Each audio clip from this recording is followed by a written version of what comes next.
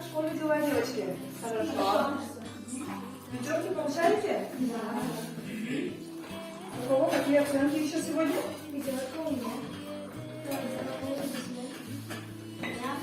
Это моя семья, а это наша мама Таяна Егоровна.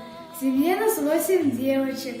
Все мы любим традиции нашей Родины. Наша мама учит нас якутскому языку. Буо. Уау. Бу кыз. Кыз. Кинилер сахалы таңастақтар. Мама, давайте мы наденем наши якутские костюмы, которые мы сами шили.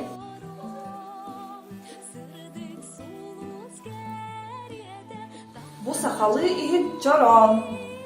Кини огор аюлах. Үсатахтах. А еще мы любим танцевать со своей мамой якутские танцы.